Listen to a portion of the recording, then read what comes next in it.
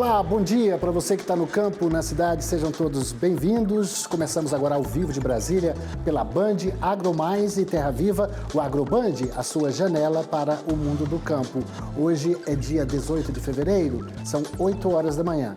Veja os destaques da nossa edição.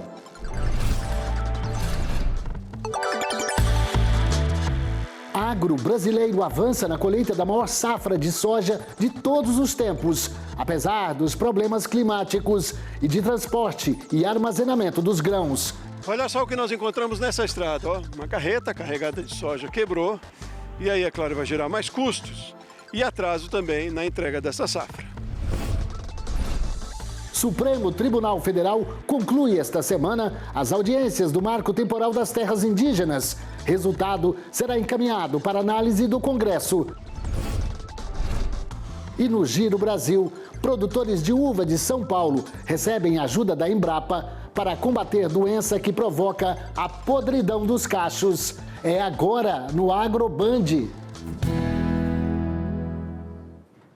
Olá, gente, sejam bem-vindos ao AgroBand. Os produtores brasileiros devem colher mais de 320 milhões de toneladas de grãos nesta safra, a maior da história, segundo estimativas da Conab. Mas muitos fatores podem afetar essa expectativa, hein? Veja na reportagem do Sebastião Garcia e do Alex Fernandes. No sul do país, a seca é o que mais preocupa. Nós estamos calculando junto com a Emater uma perda de 50% a 60% ou até mais de 60% das lavouras. Isso aqui é tudo vagem seca, ó. Isso aqui é tudo vagem seca, nem grão tem. Aqui, se arrancar um pé aqui, ó. Tudo vagem seca, vagezinha que se formou aqui, ó. Não tem nenhum grão. Em algumas lavouras do centro-oeste, uma chuva de granizo pegou de surpresa o pessoal que já estava colhendo nesta área, em Rio Verde. E tá aí, o prejuízo está no chão. Mais de, praticamente, eu acho que mais de 50%. Nós fizemos uma contagem aqui, 45%, mas o que a máquina passa, está derrubando mais 5%, então vai dar uns 50% de prejuízo. No Distrito Federal, uma carreta carregada de soja quebrou na estrada, sinal de prejuízo e de atraso na entrega. A previsão da Conab é que esta safra de grãos seja recorde. Deve passar de 325 milhões de toneladas, quase 10% mais do que no último ano. Só de soja, se a previsão se confirmar, os produtores brasileiros devem colher 166 milhões de toneladas. Toda a expectativa de uma super safra, ela não depende só do trabalho feito aqui no campo, não. Tem aí a logística, né? Tem o transporte, a armazenagem e até chegar nos portos também. Nós vamos acompanhar parte desse processo nesse caminhão aqui, que vai levar a soja para uma sementeira, cerca de uns 50 quilômetros daqui. E nesse caminho a gente já vai entender um pouco qual é o problema, o desafio na questão do transporte de todo o escoamento da safra. Vamos lá comigo. O caminhoneiro João Hélio tem 40 anos de profissão. Já rodou o Brasil inteiro. Ele diz que o custo do frete e a situação das estradas pesam no bolso de quem transporta.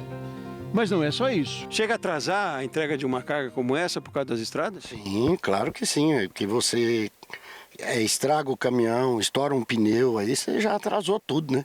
Pois foi para não atrasar a colheita que o Leomar aproveitou a manhã de sol e botou as máquinas no campo. A entrevista foi na cabine, enquanto ele pilotava uma delas. Não dá para parar, diz ele. Leomar produz sementes de soja e espera colher tudo até o dia 20 de fevereiro. Eu acredito que está dentro da normalidade, até um pouquinho mais cedo a colheita do que o ano passado. Está normal também o recebimento da soja nesta cooperativa. Cerca de 1,5 milhão de sacas devem ser armazenadas nesses silos até o final da safra. Em relação ao ano passado, esse ano está bem melhor, em todos os aspectos. Não tem mosca branca, choveu bem, a colheita está adiantada e a safrinha está sendo bem conduzida. Vocês estão numa situação privilegiada se comparar com o restante do país. Nós não podemos reclamar nessa nossa região aqui não. Nós estamos bem privilegiados e estamos colhendo bem. Bom, os desafios são muitos, né? A gente viu aí na reportagem que o escoamento da safra é um deles. Agora a gente vai observar aqui no telão como está a evolução da colheita da soja nos principais estados produtores, que está a todo vapor. Então, por exemplo, a gente está vendo aqui no Mato Grosso, esta semana, 47% da soja plantada já foi colhida, na semana passada era 27, né? Olha só para vocês verem o tanto que evoluiu aí a colheita da soja no Mato Grosso. Depois a gente vai para outro estado produtor de soja. É Mato Grosso novamente, meninos? Não é outro não, aqui nós estamos repetindo. Vamos ver se a gente roda aí para outro estado. A gente já mostrou Mato Grosso. Goiás. Goiás, essa semana, avançou para 24%. Na semana passada eram 10% só.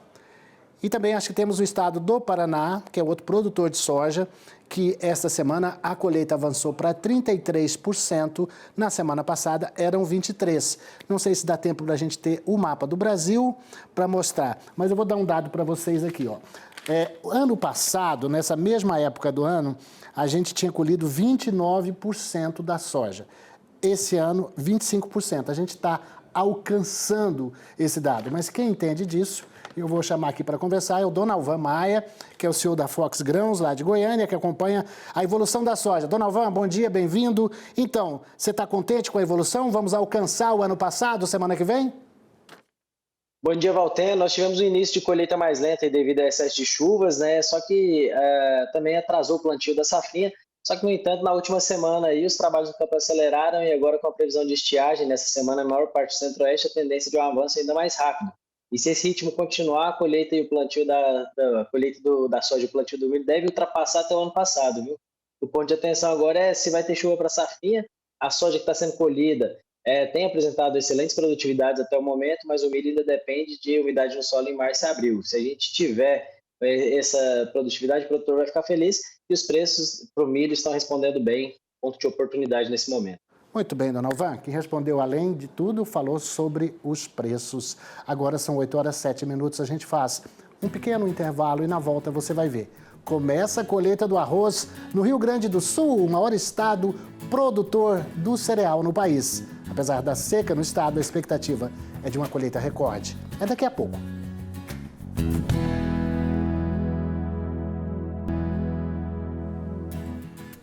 O Agroband, a sua janela para o mundo do campo, está de volta ao vivo. Olha só, o Supremo Tribunal Federal chega na reta final dos debates sobre o marco temporal das terras indígenas. Sabe o que é isso? É aquela data limite para a demarcação reivindicada pelos povos originários. Uns defendem 1988, outros defendem que não existe isso. A Corte busca um consenso sobre as regras para evitar mais conflitos no campo. E quem tem as informações é o repórter Álvaro Couto. Álvaro, bom dia, bem-vindo. Como é que está essa discussão, hein?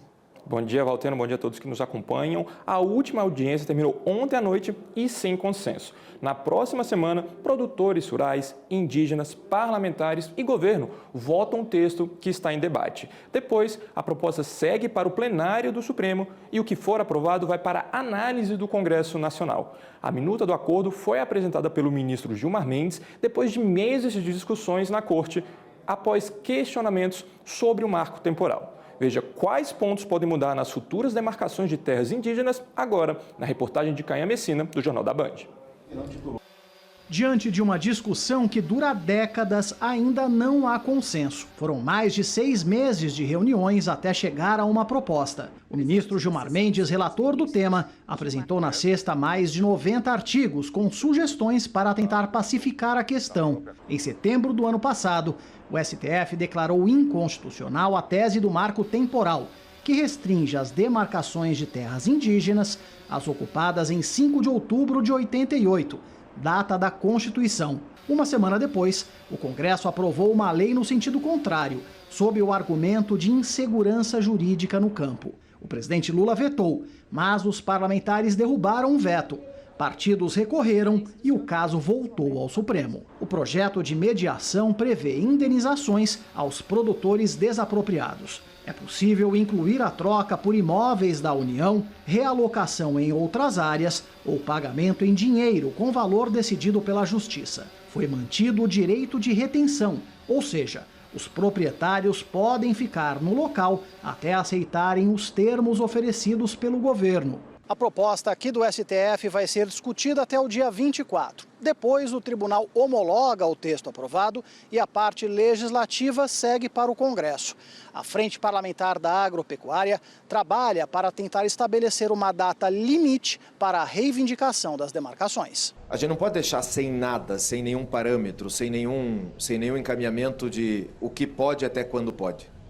Senão, a qualquer momento, a qualquer dia, seja em 2025, seja em 2050, podem lá requerer uma área. O Brasil é hoje um dos países com as maiores terras indígenas do planeta. Mais de 11% do território nacional, o que equivale a 1 milhão de quilômetros quadrados. Veja agora um resumo das principais notícias do agro no país com a equipe de jornalismo da Band. É hora do nosso Giro Brasil.